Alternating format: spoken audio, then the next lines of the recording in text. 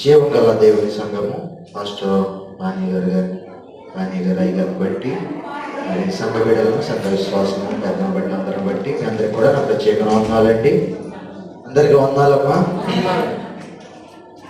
అందరూ బాగున్నారా? దేవుళ్ళారా, మరి నన్ను ఈ ప్రాంతానికి నడిపించినటువంటి మరి జాన్ పాస్టర్ గారిని బట్టి కూడా మరి ప్రత్యేక వందనాలండి. అలాగే దేవుళ్ళారా, దేని యొక్క వాక్యంలోకి మనం వెళ్దాం. వాక్యంలోకి వెళ్ళే ముందు మరి మనం ఎక్కడి నుండి వచ్చానేంటో సాక్ష్యం ఉన్నదండి. సాక్షి చెప్పిన తర్వాత దేవుని యొక్క వాక్యంలోకి వెళ్దాం. దేవుళ్ళారా, అది నర్సాపురం దగ్గర లీతుపూడి అనే ప్రాంతం.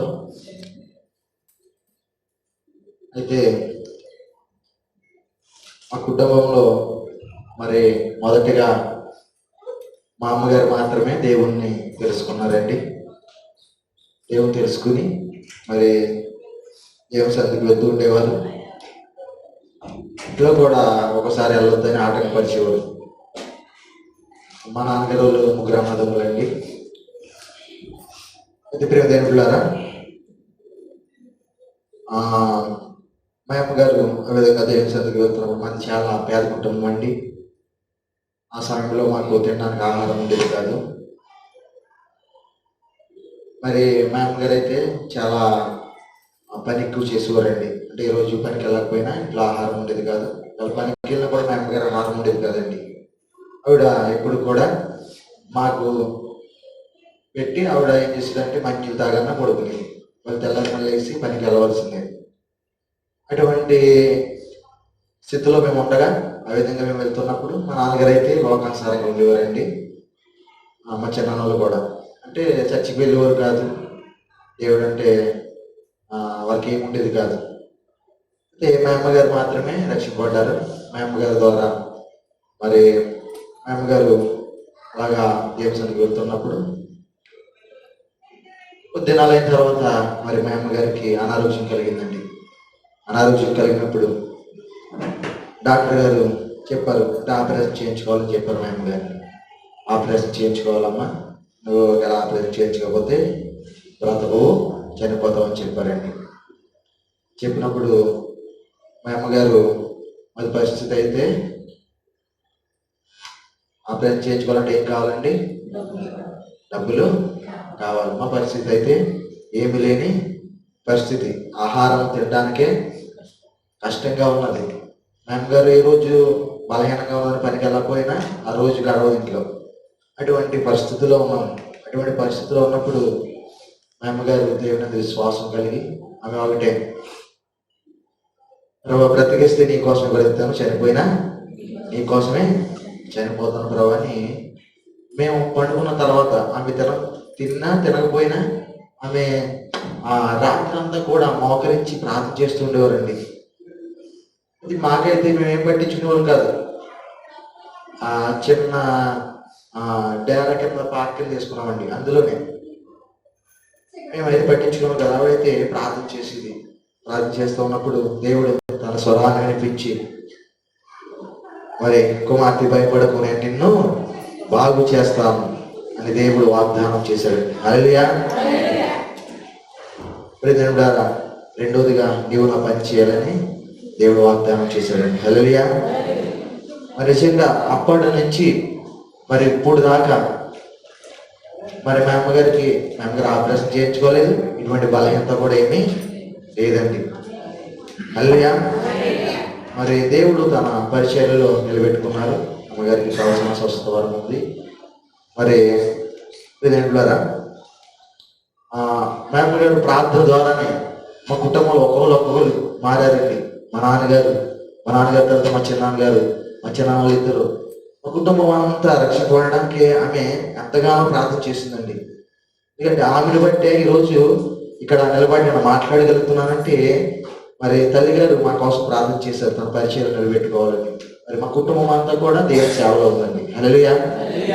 మరి ఎప్పుడైనా సరే లీతుపూడి ప్రాంతం చుట్టుపక్కల ప్రాంతాల్లో ఎవరైనా సరే లీతుపూడిలో బందెల పద్మ గారు అంటే చుట్టుపక్కల ప్రాంతంలో ఎవరికైనా తెలుస్తుందండి.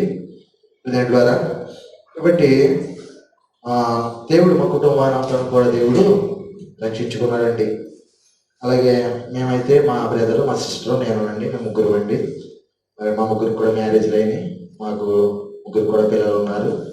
కాబట్టి మా పరిచర్య కోసం, మా యొక్క సేవ కోసం మీరు అందరూ కూడా ప్రార్థనలు జ్ఞానం చేసుకోండి. దేవుని యొక్క వాక్యంలోకి వెళ్దాం. పరిశుద్ధ గ్రంథంలో వచ్చి ప్రార్థన చేసుకుందాం. అందరు కూడా తలలో వచ్చినట్లయితే ప్రార్థన చేసుకుందాం. ప్రార్థన చేసుకుని దేవుని యొక్క వాక్యంలోకి మనం వెళ్దాం. అందరూ కూడా ప్రార్థనలోకి వివరించండి. పరిశుద్ధ ఆత్మదేవుడు మనతో ఏమైతే మాట్లాడబోతున్నాడో ఇది నాన్న అందరు కూడా స్వరమెత్తి ప్రార్థన చేద్దాం. తండ్రి మీకు స్తోత్రం ఆయన. మా జీవితాలకు కావలసిన ఆహారాన్ని మీరు మాకు వడ్డించండి తండ్రి. అయానికే స్తోత్రం తండ్రి. పరిశుద్ధుడానికే స్తోత్రం ఆయన. అయా నేను మాట్లాడితే ఎవరు ప్రభా? నీవే మాట్లాడుతు తండ్రి. నీ పరిశుద్ధాత్మ ద్వారా మీరు మాట్లాడు తండ్రి. పరిశుద్ధానికి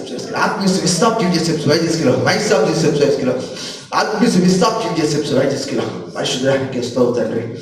అయా ఈ సంఘాన్ని మీరు బలపరచుతండి, అభివృద్ధి పరచమని, మీరే ఆశీర్వదించమని, మీరే సహాయం తెచ్చివని, చేస్తున్న ప్రార్థన ఆలకించి ప్రార్థన జవాబు తెచ్చివని కుమారుని యేసుక్రీస్తునామములో అడుగుతున్నాము తండ్రి. హృదయములారా, దేవుని యొక్క వాక్యంలో నుంచి మన జీవితాల్లో మరి విశ్వాసం అనేది చాలా ప్రాముఖ్యమైనదండి. ఏంటండి ఆ విశ్వాసం? ప్రతి వ్యక్తి కూడా దేవుని యందు విశ్వాసం కలిగే జీవించాలి. ఎలా జీవించాలి? ఆ విశ్వాసం కలిగే జీవించాలి. కాబట్టి ఎందుకంటే ఈ లోకంలో మనం జీవించినప్పుడు మన జీవితంలో కొన్ని సమస్యలు వస్తూ ఉంటాయి, కొన్ని శ్రమలు వస్తూ ఉంటాయి, కొన్ని బలహీనతలు వస్తూ ఉంటాయి. ఏ వ్యక్తి కూడా మరి సంతోషంగా జీవించలేడండి. జీవించగలమా? జీవించలేమండి. కాబట్టి దేవుడు కొన్నిసార్లు కొన్ని మనకి పెడతా ఉంటాడు. ఎందుకంటే మనం కూడా తప్పిపోతాం. అవునా కదండి? మనం కూడా సంతోషంగా ఉంటే చాలా మంది దేవుని సన్నిధికి రారండి. అన్నీ ఉంటే ఎవరన్నా వస్తారా? రారండి. మోకరించి ప్రార్థన చేయగలుగుతారా? చేయలేరండి. అందుకే దేవుడు కొన్నిసార్లు మనకు సమస్యలు పెడతా ఉంటాడు. కొన్నిసారి ఆ సమస్యలను దేవుడి మనలను విడిపిస్తాడు. హల్లెలూయా.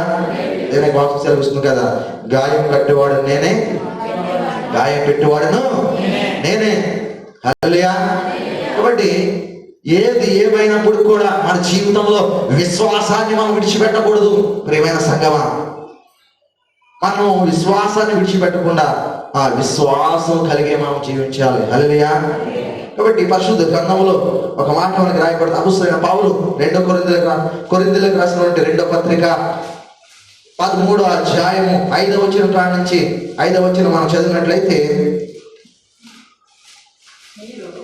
మీరు విశ్వాసం గలవారై ఉన్నారో లేదో మిమ్మల్ని మీరే శోధించి చూచుకొనుడి, మిమ్మల్ని మీరే పరీక్షించుకొనుడి. మీరు భ్రష్టులు కాని యెడల యేసుక్రీస్తు మీలో ఉన్నాడని మిమ్మల్ని గూర్చి మీరే ఎరగరా. హల్లెలూయా. కాబట్టి పౌలు గారు సంఘానికి ఈ విధంగా రాస్తున్నాడు. ఏమన్నాడంటే, ప్రియజనులారా, మీరు విశ్వాసం గలవారు ఉన్నారో లేదో మిమ్మల్ని మీరే పరిశోధించి చూచుకొనుడి. మరి మీరే శోధించుకుని చూచుకొనుడి. ప్రియజనులారా, మనలో విశ్వాసం ఉందా లేదా?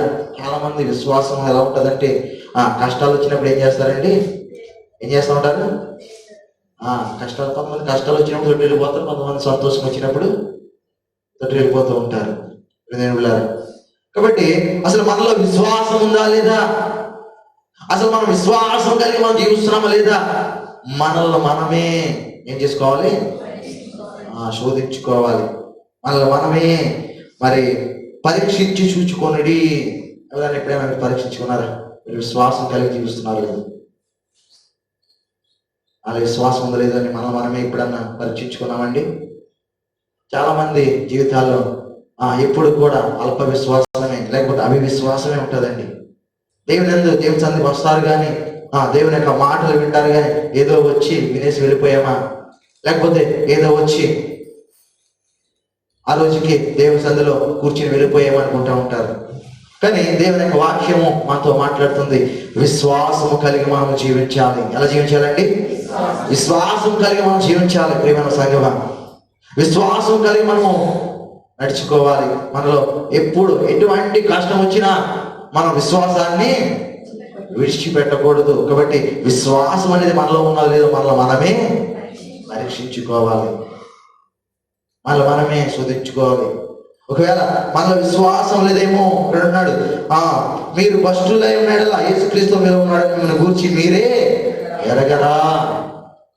మనకు తెలుసు కదండి, కొన్నిసార్లు మనం ఎలా తృప్తి వెళ్ళిపోతామని తెలుస్తూ ఉంటుంది. కొంతమంది అయ్యో ప్రభువా అలా అవిశ్వాసం వచ్చేసిందేమో, నేను విశ్వాసం చేయలేకపోతున్నానేమో. దేవునికి సమస్తము కూడా సాధ్యమే. ఆయన ఆకాశంలో కూడా రెప్పపాట్లు దేవుడు ఏం చేస్తాడండి, మేలు చేస్తాడు. హల్లెలూయా. కాబట్టి విశ్వాసం అనేది మన జీవితాలకు చాలా ప్రాముఖ్యమైనది. అందుకే ఎబ్రిల్ రాసిన పత్రికలో విశ్వాసము లేకుండా ఇష్టైనట అసాధ్యము. విశ్వాసం అనేది మనం లేకపోతే కనుక మనం దేవునికి ఎలా ఉండమండి, ఇష్టలమై ఉండం. విశ్వాసం లేకపోతే మనం దేవునికి ఇష్టలుగా మనము ఉండమండి. కాబట్టి విశ్వాసం అనేది మనలో ఉండాలి. హల్లెలూయా. కాబట్టి విశ్వాసం కలిగి మనం ప్రార్థన చేయాలి. ఏం చేయాలండి, విశ్వాసం కలిగి ప్రార్థన చేయాలి. విశ్వాసం కలిగి మనం ప్రార్థన చేయాలి. ప్రియమిత్రులారా, పరిశుద్ధ గ్రంథం తెలుసు కదా. చూడండి, తోమాను గురించి యేసుక్రీస్తు వారు ఏం చెప్తారు? యోహాను సువార్త 20:7 చదివితే కనుక అక్కడ అంటారు, చూడండి, తోమ ఏమంటాడండి, నేను యేసుక్రీస్తు యొక్క గాయాలను చూస్తేనే గాని నమ్మను అంటాడు. అందుకే యేసుక్రీస్తు వారు అంటారు, చూచి నమ్మిన వారి కంటే చూడక నమ్మిన వారు ధన్యులు అని చెప్తూ. చూడండి అక్కడ 20:20 చదివి కనుక తర్వాత తోమాను చూచి, నీ వేలు ఇటు అటు నా చేతులు చూడము, నీ చేయి చాచి నా ప్రక్కలో ఉంచి అవిశ్వాసివి కాక విశ్వాసివై ఉండవలెను. హల్లెలూయా. ఎలా ఉండాలంటే మనం ఎలా ఉండకూడదు, అవిశ్వాసంగా మనము ఉండకూడదు. అవిశ్వాసంగా మనం ఉండకూడదు. విశ్వాసము కలిగే మనము జీవించాలి. దేవుని యొక్క వాక్యం చదివిస్తుంది. అందుకే యేసుక్రీస్తు వారు చూచి నమ్మిన వారి కంటే చూడక నమ్మిన వారు ధన్యులు. మనం అన్ని చూస్తాం. యేసుప్రభు ఎలాంటి వాడు మనకి తెలుసండి. యేసుప్రభు ఎటువంటి కార్యాలు చేయగలవాడు తెలుసండి. యేసుప్రభులో ఎటువంటి శక్తి ఉన్నదో మనకు తెలుసు. దేవుని కార్యాలను మనం చూసి కూడా మన జీవితంలో ఆయన కార్యాలను పొందుకుని కూడా దేవుని యందు విశ్వాసం ఉంచలేని స్థితిలోకి ఒకసారి మనం వెళ్ళిపోతూ ఉంటాం. అవిశ్వాసులుగా మనం ఉండిపోతూ ఉంటాం ఒక్కొక్కసారి. పరిశుద్ధాత్మ దేవుడు మనతో మాట్లాడుతున్నాడు. మనము అవిశ్వాసులుగా ఉండకూడదు, కానీ విశ్వాసము కలిగి మనము ఉండాలి. హల్లెలూయా. చూడండి, లోక సువార్తలో ఒక వ్యక్తిని మనం చూస్తాం. లోక సువార్త 18వ అధ్యాయము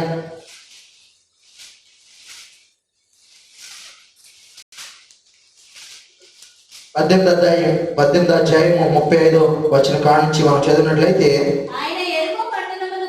ఆయన యెరికో పట్టణమునకు సమీపించినప్పుడు ఒక గుడ్డివాడు త్రోవ పక్క నుండి కూర్చుండి భిక్షం అడుగుచుండెను.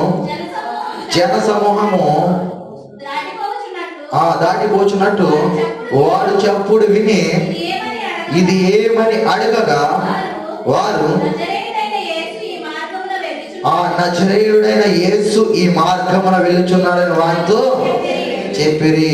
అప్పుడు వాడు, యేసు, దావీదు కుమారుడా, నన్ను కరుణించుమని కేకలు వేయక ఊరుకుండమని ముందు నడిచిన వారు వారిని గద్దించిరి. దాని వారు మరి ఎక్కువగా, దావీదు కుమారుడు నన్ను కరుణించుమని కేకలు వేసాను.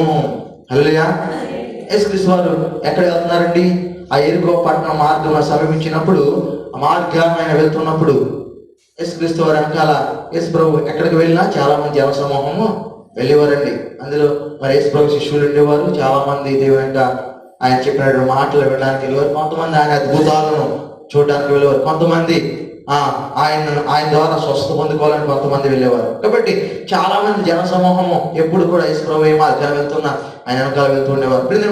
ఆయన ఆ మార్గాన్ని సమీపించినప్పుడంట త్రోవ పక్కన ఉన్నటువంటి ఆ గుడ్డివాడు మరి భిక్షమడుచుండేను. జన సమూహము దాటిపోయినప్పుడు వాడు చప్పుడు విని ఇదేమని అడగగా, ఎవరండి?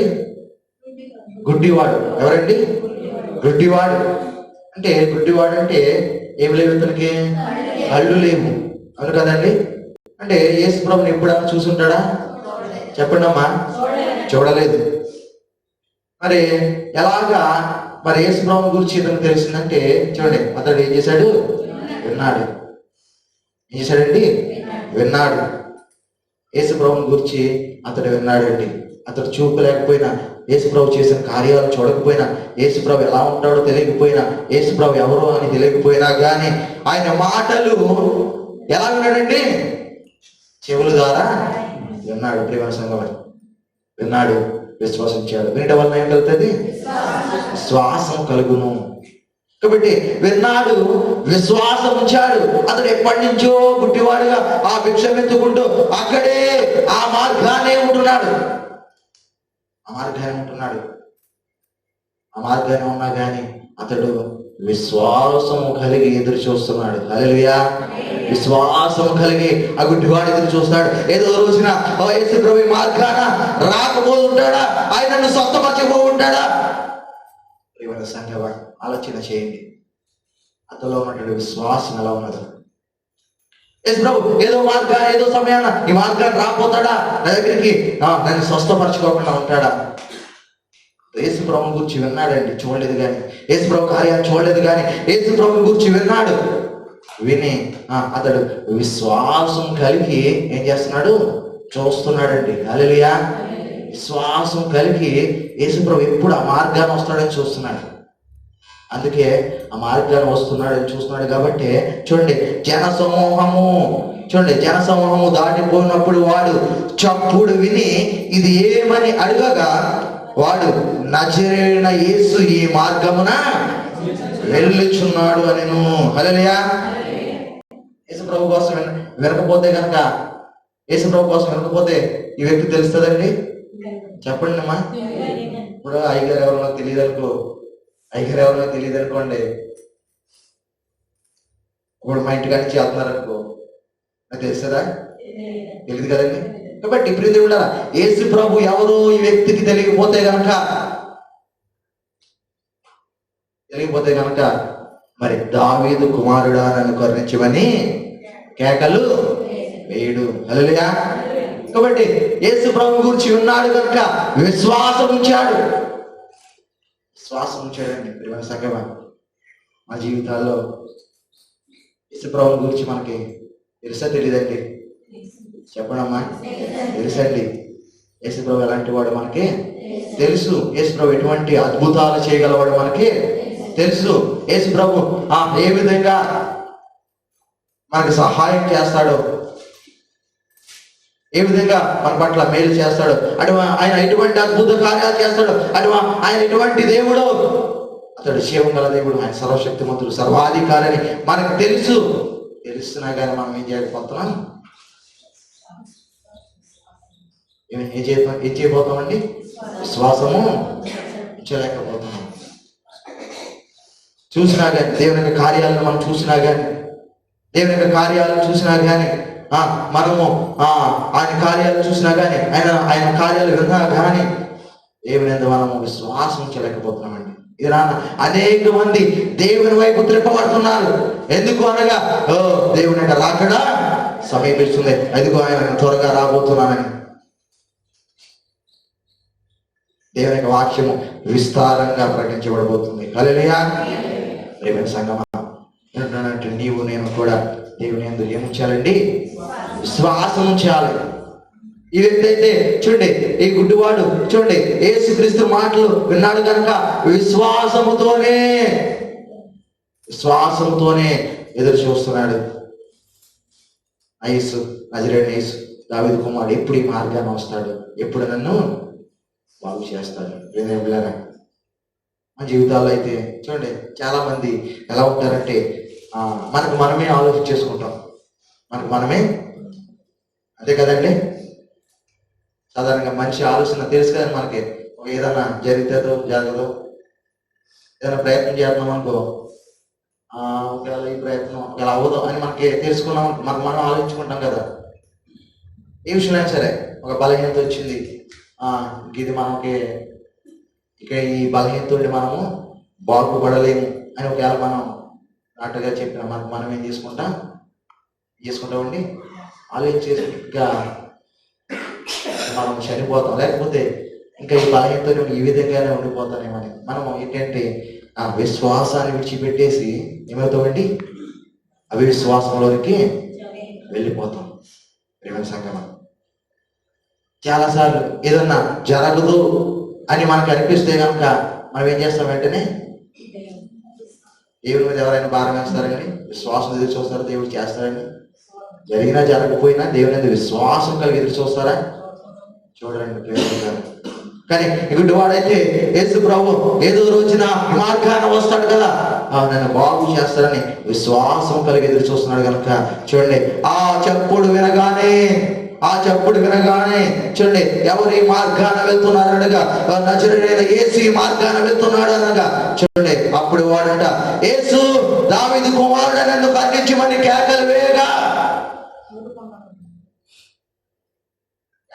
ప్రారంభించాడండి. అక్కడ ఉన్నవారు ఆ ఊరికి పోయా ఎందుకు కేకలు వేస్తున్నామని ఆయన ఏం చేశారంట, గద్దించారంట. ఆయన మానాడండి, ఆయన మానాడా?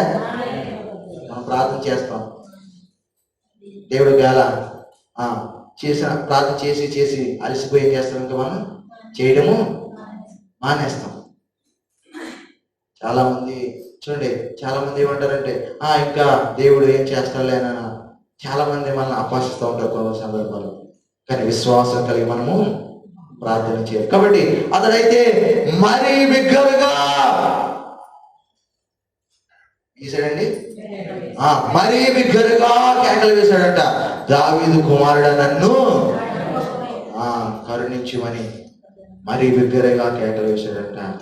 మరి యేసు ప్రభు తిరిగి ఉంచండి, యేసు ప్రభు తెలియదు అంటారా? ఇక్కడ గుడ్డువాడు కేకలు వేస్తున్నాడు తెలియదు అంటారా? చెప్పండి అమ్మా, తెలుసు. కానీ యేసు ప్రభు అతనిలో ఉన్నటువంటి విశ్వాసాన్ని పరీక్షిస్తున్నాడండి. అర్థమవుతుందండి, యేసు ప్రభు అతనిలో ఉన్నటువంటి విశ్వాసాన్ని పరీక్షిస్తున్నాడు. దేవుడారా ఒకసారి మనలో ఉన్నటువంటి విశ్వాసం దేవుడు ఏం చేస్తూ ఉంటాడు, పరీక్షిస్తూ ఉంటాడు. ఒకసారి మనం పరీక్షింపబడుతూ ఉంటాం. పరీక్షించబడినప్పటికి కూడా విశ్వాసాన్ని మనము విడిచిపెట్టకూడదు. అయితే చూడండి యేసు ప్రభు గారు చూడండి మళ్ళీ అతడు యేసు నిలిచి వారిని తన ఎద్దుకు తీసుకురమ్మని నేను వాడి దగ్గరికి వచ్చినప్పుడు ఆయన నీకేమి చేయకూర్చున్నానని అడగగా వాడు ప్రభువా చూపు పొందకూర్చున్నాను. యేసు చూపు పొందు, నీ విశ్వాసమే నిన్ను స్వస్థపరిచినని వారితో చెప్పాను. హల్లెలూయా. యేసు ప్రభు వచ్చి నేను నీకేమి చేయకూర్చు అంటే యేసు ప్రభు తెలుసండి. తెలిసినా కానీ అతడు ఎందుకు పిలుస్తున్నాడో తెలిసినా కానీ మళ్ళీ అడుగుతున్నాడు, నేను చేయకూర్చున్నాను. అతడు అంటున్నాడు, అయ్యా నాకు చూపు దయచి. అందుకే ప్రభు నీ విశ్వాసమే నిన్ను స్వస్థపరిచెను. మన జీవితాల్లో విశ్వాసం కలిగి మనం ఉండాలి. మన జీవితాల్లో విశ్వాసం కలిగి మనం జీవించాలి. ప్రియమైన సంగమా, విశ్వాసం లేకుండా ఇష్టడై ఉండుట అసాధ్యము. కాబట్టి గుడ్డివాడు దేవుని విశ్వాసం ఇచ్చాడు కనుక దేవుని యొక్క కార్యాలను చూడగలిగాడండి. మన జీవితాల్లో అటువంటి విశ్వాసం కలిగి మనం జీవించాలి. రెండోది మనం చూస్తే కనుక ప్రియదేవులారా, మనము అబ్రహామును గూర్చి మనం జ్ఞాపకం చేసుకుంటే కనుక పరిశుద్ధ గ్రంథంలో అబ్రహామును గూర్చి మనం జ్ఞాపకం చేసుకుంటే కనుక చూడండి, అబ్రహాము విశ్వాసులకు తండ్రి.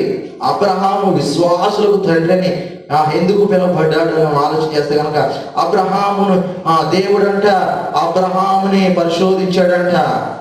అబ్రహాముని ఏం చేశాడండి, పరిశోధించాడంట. అబ్రహాముని పరిశోధించినప్పుడు అబ్రహాము దేవుని యందు ఎలా ఉన్నాడండి, ఎలా ఉన్నాడు, విశ్వాసం కలిగి ఉన్నాడంట. చూడండి 22వ అధ్యాయము 22వ అధ్యాయము దేవుడు ఎప్పుడు పరిశోధించాడో అబ్రహాముని మనం చూస్తూ ఉంటాం. 22వ అధ్యాయం మొదటి వచ్చిన కారణాన్ని మనం చదివినట్లయితే కనుక ఆ సంగతులు జరిగిన తర్వాత దేవుడు అబ్రహామును పరిశోధించెను. ఎట్లనగా ఆయన అబ్రహామా అని పిలువగా అతడు చిత్తము ప్రభువా అనెను.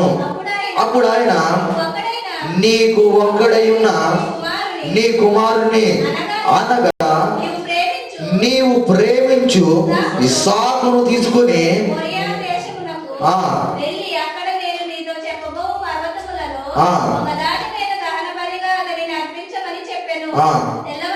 తెల్లవారినప్పుడు అబ్రహాము లేచి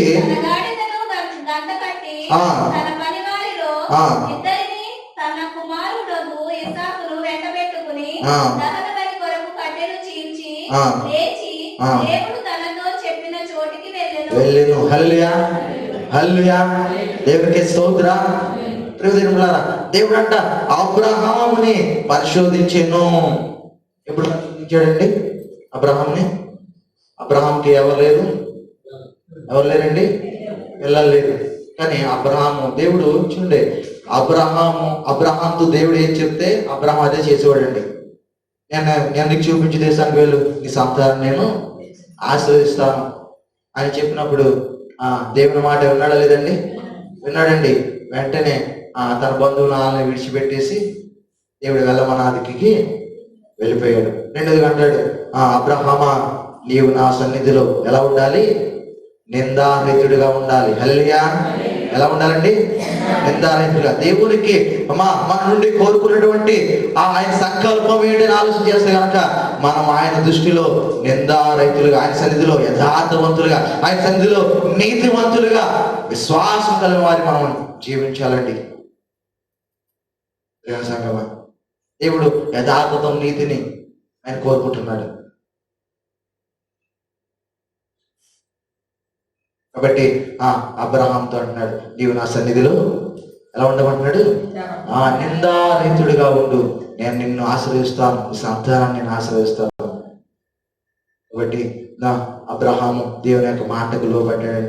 దేవుడు వాగ్దానం చేసిన రీతిగా చూడండి, దేవుడు ఇస్సాకును ఇచ్చిన తర్వాత ఆయనంట అబ్రహాముని పరిశోధించాడంట. అబ్రహాం పరిశీలించినప్పుడు అబ్రహాం అంటున్నాడు, అనగా ఆయన అబ్రహామా అని పిలవగా అతడు చిత్తము ప్రభువా అనెను. హల్లెలూయా. అంటే చూడండి, ఇక్కడ మనం చాలా జాగ్రత్తగా ఆలోచన చేయండి. అంటే ముందు ఏ విధంగా అయితే దేవునికి లోబడ్డాడో, ముందు ఏ విధంగా అయితే దేవుని యొక్క మాట విధేయత కలిగి జీవించాడో, ఆ విధంగానే ఇప్పుడు కూడా కుమారుడు పుట్టాడు కదా. నాకు అంటే అబ్రహాంకి అన్నీ ఉన్నాయి, కానీ ఎవరు లేరు? పిల్లలు లేరు. దేవుడు పిల్లలు ఇచ్చారు కదా, ఇప్పుడు నాకెందుకులే, దేవుడు పిలిస్తే నేను పలకాల అని అతను ఏమనుకోలేదండి. అయితే ఎప్పుడు అంతకు ముందు ఏ విధంగా అయితే ఉన్నాడో అబ్రహాము, ఏ విధంగా అయితే దేవుడికి రెస్పాన్స్ ఇచ్చాడో, ఆ విధంగానే చిత్తం ప్రభువా. అర్థమవుతుందండి? మన జీవితాల్లో మనం ఎలా ఉంటామండి? అన్నీ ఉన్నప్పుడు ఇక మనం ఎవరి మాట వినమండి. మా ప్రార్థన రాలేదా అయ్యగారు అడిగారు అనుకో, ప్రార్థన రాలేదమ్మా అని అయ్యగారు అడిగారు అనుకో, ఈరోజు మా చుట్టాలు వచ్చారండి, లేకపోతే ఈరోజు ఏదో ఎక్కడికి వెళ్ళామండి, ఇప్పుడు అవసరం లేదు కదా.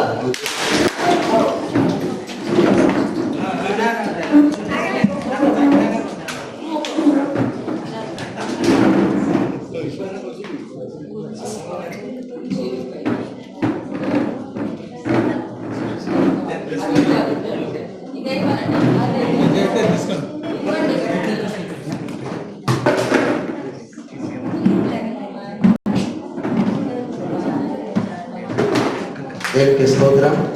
హల్లెలూయా. ఏం కదండి, దేవుడు ఆయన సన్నిధిలో మనం ఉన్నాం కనుక దేవుడు ఎటువంటిది కూడా ఆయన రానివ్వడండి. హల్లెలూయా. మా ఆలయంలో మీటింగ్ జరుగుతుంది, ఉపవాస కూడిక ఏదో జరుగుతుంటే అందరూ కూర్చున్నారండి. కూర్చుంటే ఎప్పటి నుంచో ప్రయాణం సరిగ్గా తిరగట్లేదు. తిరగకపోతే అది బాగు చేద్దాం అనుకుంటున్నాం, కానీ ఆ ఎలక్ట్రీషియన్ చెప్తున్నాం కానీ ఆయన రాలేదు. రాకపోతే కనుక చూడండి, కరెక్ట్గా బ్యాన్ తినగానే ఒక చిన్న బాబు నట్టుకుని ఆవిడ కూర్చున్నది అనమాట. కూర్చుంటే మీటింగ్ జరుగుతుంది, చక్కగా ఫాస్ట్ గా ప్రసంగం చెప్తుందిగా. కరెక్ట్గా పిల్లడు నిద్రపోయాడండి, చాలాసేపు పట్టుకున్నది. అట్టుకుని ఆ ఒళ్ళు నుంచి తీసి అలా పక్కన పడుకోబెట్టింది. టప్పని ఫ్యాను కరెక్ట్గా ఆమెకి కాలు కూడా తాగలేదండి, అలా అలా పడి అలా ఉండిపోయింది అంతే, రెక్కల్లా పైకి ఉండిపోయింది. ఇంకా దేవుడు చేసిన అద్భుతం ఏంటంటే, అంటే ఆ రోజు ఒకవేళ ఏదన్నా జరిగిందనుకో, సాధారణంగా మన నోటంటే ఏమవుతుంది, చాలా మంది ఏంటంటే దేవుని సందికి వెళ్ళావు అని ఏదో ఒక నింద వేస్తారు కదండి. ఆమె పైన వేయకపోయినా కానీ చర్చి పైన వేస్తారు, అవునా కదండి. కానీ దేవుడు నిజంగా ఎంత అద్భుతంగానంటే, ఫ్యాన్ అంటే చాలా బరువు ఉంటుంది, అది నెత్తి మీద అయినా ఆ పిల్లోడు కరెక్ట్గా అప్పుడే అలా పక్కన పడుకోబెట్టింది, అలా ఫ్యాన్ అయిపోయిందండి. కాబట్టి దేవుడు మనల్ని ఎక్కడ ఉన్నప్పుడు కూడా ఏ స్థానంలో ఉన్నాయని మనల్ని కాపాడుతాడు. హల్లెలూయా. కాబట్టి దేనికి వాక్యంలోకి మనం వెళ్దాం. ఇక్కడ చూడండి, దేవుడు అబ్రహామా అని పిలవగా చిత్తం ప్రభువా ఏమంటాడండి, చిత్తం ప్రభువా అన్నాడు. కాబట్టి అంటే అంతకు ముందు ఏ విధంగా దేవుడికి లోబడ్డాడు, బిడ్డలేనప్పుడు దేవుడికి ఏ విధంగా లోబడ్డాడు, మరి కుమారుడు పుట్టిన తర్వాత కూడా దేవుడికి అదే విధంగా లోబడ్డాడండి. హల్లెలూయా, హల్లెలూయా. మనం కూడా అలాగే ఉండాలి. లేనప్పుడు ఒకలాగా, ఉన్నప్పుడు ఒకలాగా ఉండకూడదు. లేనప్పుడు ఒకలాగా, లేనప్పుడేమో ఓకే ప్రార్థన చేసేసి బైబిల్ చదివేసి అత్తమాన రోజు పెద్దగాడి చర్చికి వచ్చేసి, మరి ఉన్న తర్వాత ఏమో ప్రార్థన చేయకోకుండా, వాకింగ్ చదువుకోకుండా చర్చికి ఏమో ఆలస్యంగా వస్తాం, వెళ్దాంలే ప్రసంగమే కదా ఇంకా 3 గంటలు అయితేనే కానీ అయ్యగారు ఏం చెప్పరు, ప్రసంగం చెప్పరు. చాలా మంది అలాగే ఉంటారండి, ఆలస్యంగా వెళ్దాంలే, దేవుని సన్నిధిని అశ్రద్ధ చేస్తూ ఉంటారు. దేవుడి ఇచ్చిన సమయాన్ని మన జీవితాలు మనము ఏం చేసుకుంటూ ఉంటున్నాం, వ్యర్థం చేసుకుంటూ ఉంటున్నాం. హల్లెలూయా. అందుకే ఇదే అనుకూలమైన సమయం, ఈ సమయం వల్ల రాదు ప్రేమ సంగమా. కానీ ఇక్కడ అబ్రహాము దేవునికి అదే విధంగా లోబడ్డాడండి, అదే విధంగా లోబడ్డాడు. దేవుడు అంటున్నాడు అబ్రహాంతో, అప్పుడు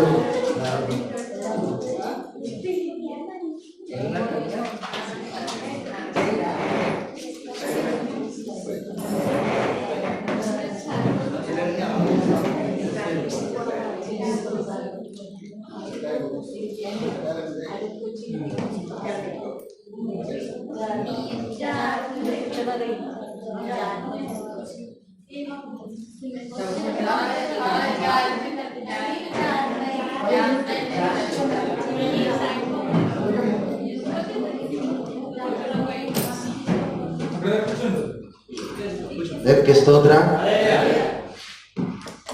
ఎందుకైనా మంచి ఈ చైర్లన్నీ, కూర్చున్న చైర్లు కొంచెం ఇలా ఊగిపోతున్నాయండి, కొంచెం డెలికేట్గా ఉన్నట్టు ఉన్నాయి. అంటే మన జాగ్రత్తలో మనము ఉండాలి, ఎవరు కదండి. అన్ని దేవుని పైన మనము పెట్టకూడదు. అయినప్పుడు కూడా దేవుడు మనల్ని ఏం చేస్తూ ఉంటాడు, కాపాడుతూ ఉంటాడు. హల్లెలూయా. కాబట్టి అబ్రహాము దేవుడు అంటున్నాడు, నీవు ప్రేమించుచున్న ఇస్సాకును తీసుకొని దహన బలిగా అర్పించమని దేవుడు ఎవరితో చెప్పాడండి, అబ్రహాంతో చెప్పాడు. ఇక్కడ చూడండి, ఆలోచన చేయండి సంగమా. ఇక్కడ అబ్రహాంతో దేవుడు చెప్పినప్పుడు అబ్రహాము తన కుమారుడిని ప్రేమిస్తున్నాడని ఎవరికి తెలుసు, దేవునికి తెలుసు. అందుకే నీవు ప్రేమించు, నా మాట చూడండి, అక్కడ నీవు ప్రేమించు ఇస్సాకును తీసుకొని ఏమంటున్నాడు, నీవు ప్రేమించు ఇస్సాకును తీసుకొని మరి నాకు దహన బలిగా అర్పించమని దేవుడు మాట్లాడినప్పుడు ఇప్పుడు అబ్రహాం ఏమనాలి, అదని మనమైతే ఏమంటాం, మనమైతే ఏమంటామండి, అబ్రహాం ఏమనాలి, ప్రభా నువ్వే కాదు ఇచ్చావు, మళ్ళీ నువ్వే ఇచ్చేయమంటావేంటి, అయ్యో ప్రభా లేక పుట్టినవాడి కుమారుడు, ఒక్కడే కుమారుడు. ఎందుకంటే కుమారుడిని చాలా సాధారణంగా కొన్ని సంవత్సరాలకి, ఎన్ని సంవత్సరాలు పుట్టాడంటే ఇస్సాకు 100 సంవత్సరాలకి పుట్టాడు. చూడండి, ఎవరికైనా తల్లిదండ్రులకి ఒక 10 సంవత్సరాలకి 20 సంవత్సరాలకి ఒక్కడే కుమారుడు పుట్టాడుకో, ఆ కుమారుడిని చాలా ప్రేమగా పెంచుకుంటారు. ఎందుకంటే 10 సంవత్సరాలకి లేక లేక పుట్టిన కుమారుడు కనుక మరి చాలా జాగ్రత్తగా మరి చాలా జాగ్రత్తగా పెంచుకుంటారు. అవునా కదండి? చాలా జాగ్రత్తగా పెంచుకుంటారు. ఆలోచన చేయండి. ఎందుకంటే లేక లేక పుట్టాడు కనుక చూడండి, వాడు చాలా జాగ్రత్తగా ప్రేమగా చూసుకుంటారండి. కాబట్టి ఇక్కడ అబ్రహాం కూడా కుమారుడిని అలాగే ప్రేమిస్తున్నాడు. ఎందుకంటే లేక లేక పుట్టాడు కదా, 100 సంవత్సరాల వయసులో పుట్టాడు కనుక మరి చాలా ప్రేమగా పెంచుకుంటున్నాడు. ఆ విధంగా ఉంటున్నప్పుడు మరి అబ్రహాంతో దేవుడు అంటున్నాడు, నీ కుమారుడు నాకు బలిగా ఇచ్చేయమంటున్నాడు. ఇచ్చేయమన్నప్పుడు చూడండి, అబ్రహాంలో ఉన్న విశ్వాసం చూడండి. అక్కడ ప్రియమైన సంఘం, అబ్రహాంలో ఉన్నటువంటి విశ్వాసం చూడండి. ఒక్క మాట అయినా పలికాడండి. అక్కడ మారు మాట ఏది కూడా రాయబడలేదండి. ఇంకా అతడు తెల్లవారినప్పుడు తన కుమారుడు తీసుకుని, తన కట్టెలు తీసుకుని సమస్తము కూడా దేవుడు ఏమైతే చెప్పాడో అబ్రహాంకి అదే విధంగా తన కుమారుని తన కట్టెలు తీసుకుని అడిగెళ్ళాడండి. దేవుడు ఏ విధంగా చెప్పాడు ఆ విధంగానే చేయడానికి వెళ్ళాడండి. హల్లెలూయా. సంఘమా, అతనిలో అబ్రహాంలో ఉన్నటువంటి విశ్వాసం, మునుపు ఎలాగ విశ్వాసం కలిగి జీవించాడో తన కుమారుడు పుట్టిన తర్వాత కూడా దేవునికి అదే విధంగా లోబడ్డాడండి. అదే విధంగా దేవుని యందు విశ్వాసం కలిగి జీవించాడండి. ప్రేమ సంఘం, మన జీవితాల్లో కూడా మనము అలాగే జీవించాలండి. విశ్వాసాన్ని మనము విడిచిపెట్టకూడదు. లేనప్పుడు లాగా, ఉన్నప్పుడు లాగా, కష్టాలు లాగా, సంతోషంలో లాగా నువ్వు దేవుని యందు ఎప్పుడు కూడా నువ్వు ఏ స్థితిలో ఉన్నా కానీ దేవుని యందు విశ్వాసం కలిగి జీవించాలి. పౌలు గారు అంటారు, నేను ఉన్న స్థితిలో ఉన్నాను, లేని స్థితిలో ఉన్నాను, నేను ఏ స్థితిలో ఉన్నా కానీ నేను సంపూర్ణమైన స్థితిలోనే ఉన్నానంటూ ఉంటాడు. హల్లెలూయా. సంగమా, కాబట్టి ఆలోచన చేయండి. ఇది నాన్న మనలో ఎటువంటి విశ్వాసం ఉన్నది, అవిశ్వాసంగా మనం ఉంటున్నామా? మన విశ్వాసం లేనటువంటి జీవితాన్ని మనం కలిగి ఉంటున్నామేమో. విశ్వాసం కలిగి మనం ప్రార్థన చేయాలి. కాబట్టి అబ్రహాము విశ్వాసం ఇచ్చాడు కనుక అతనిలో ఉన్న విశ్వాసాన్ని బట్టే దేవుడు అన్ని సిద్ధపరిచినా కానీ నీ కుమారుని నేను బలిగా తీసుకోను. అబ్రహాంలో ఉన్న విశ్వాసం చూడండి. అక్కడ దేవుడు నా కుమారుని అడిగాడు కానీ నా కుమారుని ఏమి తీసుకోవడం. దేవుడు పరిశోధించినా కానీ అబ్రహాం విశ్వాసాన్ని విడిచిపెట్టలేదు. కాబట్టి విశ్వాసం కలిగి మనము జీవించాలి. కాబట్టి ఏప్రిల్ రాసిన పత్రిక ఆఖరి మాటను మనం చదువుకుందాం. ఏప్రిల్ రాసిన పత్రిక 3వ అధ్యాయం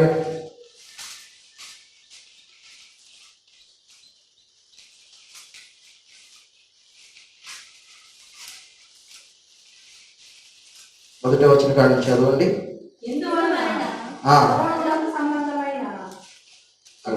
అది కదా, 3వ అధ్యాయము 12వ వచనం. సహోదరులారా, జీవం గల దేవుణ్ణి విడిచిపోనట్టు విశ్వాసము లేని దుష్ట హృదయము మీలో ఎవరి అందైనను ఒకవేళ ఉండదేమోనని జాగ్రత్తగా చూచుకొనడి. హల్లెలూయా. కాబట్టి విశ్వాసము లేని దుష్ట హృదయం మీలో ఎవరిదైనా ఒకవేళ ఉందనేమో అని జాగ్రత్తగా చూసుకోవాలంట. మనలో ఒకవేళ విశ్వాసం లేనటువంటి దుష్ట హృదయం ఒకవేళ ఉందేమో, విశ్వాసం లేనటువంటి దుష్ట హృదయం ఒకవేళ మనలో ఉందేమో మనం చాలా జాగ్రత్తగా చూసుకోవాలండి. విశ్వాసం కలిగి మనము జీవించాలి. అందుకే సహోదరుల, జీవం గల దేవుణ్ణి విడిచిపోనట్టి విశ్వాసం లేకపోతే మనము దేవునికి ఇష్టలుగా ఉండలేమండి. దేవుని విడిచిపెట్టేసిన వారమే. నేను వాక్యం స్పష్టంగా మాట్లాడుతండి. కాబట్టి దేవుణ్ణి విడిచిపెట్టేసిన వారమే కనుక కాబట్టి మనము మన హృదయంలో దుష్ట హృదయం ఒకేలా, విశ్వాసం లేనటువంటి దుష్ట హృదయం ఒకేలా మనలో ఉందేమో అని మనం చాలా జాగ్రత్తగా చూసుకోవాలి. కాబట్టి విశ్వాసం కలిగి మనం జీవించాలి. కాబట్టి దేవుడా, మొదటగా రాయబడిన మాటలు విశ్వాసం లేకుండా ఇష్టడేమిట అసాధ్యం. విశ్వాసం కలిగి మనం జీవించాలి. మీలో మీరు విశ్వాసం ఉన్నా లేదో మిమ్మల్ని మీరే పరీక్షించుకొనుడి, శోధించుకొని చూచుకొనుడి. మనలో విశ్వాసం ఉందో లేదు మనల్ని మనమే పరీక్షించుకోవాలి, మనమే శోధించుకోవాలి. కాబట్టి ప్రేమ విశ్వాసం కలిగి మనం జీవించాలి. చూడండి, ఆ గుడ్డివాడైనటువంటి దావీదు కుమారుడా అని కరుణించమని. చూడండి, అతడు యేసుప్రభు చూడకపోయినా, యేసుప్రభు కార్యాలు చూడకపోయినా కానీ అతడు విన్నాడు. విని దేవుని అందు విశ్వాసము ఇచ్చాడండి. కాబట్టి నీవు నేను కూడా అటువంటి విశ్వాసం కలిగి మనం జీవించాలి. మన జీవితంలో ఎటువంటి సమస్యలు ఎదురైనా, మన జీవితంలో ఎటువంటి బలహీనతలు మనకు కలిగినా, ఎటువంటి అపాయకరమైన పరిస్థితులు మనకు వచ్చినా మనం విశ్వాసం కలిగి మనం జీవించాలి. ఒకవేళ మనలో విశ్వాసం లేదేమో, ఒకవేళ తోమలాగా మనము అవిశ్వాసులుగా మనం ఉంటున్నామేమో, దేవుడు మాట్లాడుతున్నాడు ఇది మనతో. విశ్వాసం కలిగి మనం జీవించాలి. విశ్వాసం మనం కలిగి జీవించాలి. విశ్వాసం కలిగి అబ్రహాం ఎటువంటి విశ్వాసం కలిగి జీవించాడు, మనము కూడా అటువంటి విశ్వాసం కలిగి మనము జీవించాలి. కాబట్టి నీవు నేను కూడా అటువంటి విశ్వాసం కలిగే మనం జీవించాలని దేవుని యొక్క వాక్యం తెలుస్తుంది. అందుకు లేచిన వాడండి ఒక పాట పాడుకుని మనం ముగించుకుందాం. ప్రతి ఒక్కరు కూడా అందరూ కూడా ఎక్కిపోతాం. ప్రతి ఒక్కరు కూడా లేచిన వాడండి. దేవుని సందులో ఎవరు కూడా మౌనంగా ఉండకండి. ఆయన సందులో స్వరమెత్తి ఆయన మనసుదిద్దాం. ప్రతి ఒక్కరు కూడా దేవునికి స్తోత్రం చేద్దాం. హల్లెలూయా, హల్లెలూయా, స్తోత్రం, స్తోత్రం. ప్రతి ఒక్కరు బిగ్గరగా స్తోత్రం. పరిశుద్ధాత్మ దేవుడు మనతో మాట్లాడలేక స్తోత్రము తండ్రి. పరిశుద్ధానికి స్తోత్రం ఆయన. ఆశ్చర్యకరడానికి స్తోత్రం తండ్రి. ప్రతి ఒక్కరు కూడా దేవుని స్తుతించాలి. దేవుని సన్నిధిలో ఎవరు కూడా సిగ్గుపడకూడదు. ఆయన స్తుతించడానికి ఎవరు కూడా మౌనంగా ఉండకూడదు. దేవుడి ఇచ్చిన సమయాన్ని ఎవరు కూడా వ్యర్థం చేసుకోకూడదు. దేవుడి సమయంలో దేవుడి సమయాన్ని ఎవరు కూడా వ్యర్థం చేసుకోకూడదు. హల్లెలూయా, హల్లెలూయా. అయ్యా మాతో మీరు మాట్లాడండి ప్రభువా. పరిశుద్ధాత్మతో మీరు మాట్లాడారు ప్రభువా. విశ్వాసం లేనటువంటి హృదయం మాలో ఉందేమో నాయనా. మాలో విశ్వాసం ఉందేమో తండ్రి. నీలో విశ్వాసం కలిగి జీవించే కృపను దయచేయమనిచున్నాము తండ్రి.